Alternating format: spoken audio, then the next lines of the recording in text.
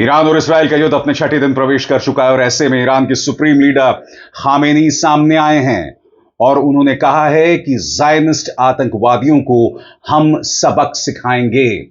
इस बीच अमेरिकी राष्ट्रपति डोनाल्ड ट्रंप ने संकेत दे दिया है कि अमेरिका अब ईरान और इसराइल के बीच चल रहे युद्ध में कूदने वाला है और उन्होंने यह तक कह दिया है कि हम ईरानी सुप्रीम लीडर को जब चाहें मार दें।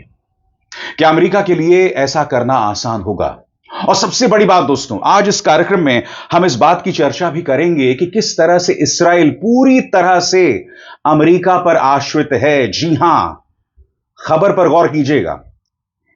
इसराइल के इंटरसेप्टर मिसाइल्स खत्म हो रहे हैं, जिसके चलते ईरान कई जगहों पर हमला कर रहा है। मगर इसका मतलब यह नहीं है कि इसराइल अभी संघर्ष में पीछे है। इसराइल भी अपने मन मुताबिक तेहरान में जहां चाहे वार कर रहा है। मगर इसमें दो राय नहीं है दोस्तों। डोनाल्ड ट्रंप का जो रवैया है वो निहायत ही शर्मनाक है। ट्रंप ये बयान दे रहे हैं आम तेहरान वासी को कि तुम तेहरान खाली कर दो। तेहरान, जहां तक मैं जानता हूं, न्यूयॉर्क से बड़ा है। वहां की आम जनता तेहरान कैसे खाली कर देगी? सबसे बड़ी बात, तेहरान में बड़ी तादाद में भारतीय हैं, भारतीय दूतावास के लोग हैं, भारतीय मूल के लोग हैं जो वहां नौकरी कर रहे हैं। हमारी सरकार अब तक इस मुद्दे पर खामोश है। यह अपने आप में बहुत बड़ा मुद्दा है। आखिर भारतीय जनता पार्टी सरकार खामोश क्यों है? डोनाल्ड ट्रंप इस तरह से तेहरान को लेकर धमकी दे रहे हैं, मगर हमारी सरकार कुछ नहीं कह रही, क्योंकि मुद्दा सिर्फ आम ईरानी के जान माल का नहीं है। मुद्दा उन भारतीयों का है जो वहां पर बसे हुए हैं और यहां डोनाल्ड ट्रंप इस तरह की धमकी दे रहे हैं।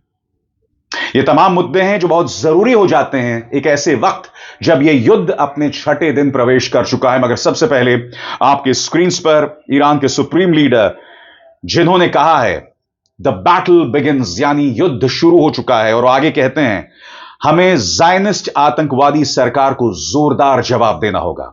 हम ज़ायनिस्टों पर बिल्कुल भी रहम नहीं दिखाएंगे।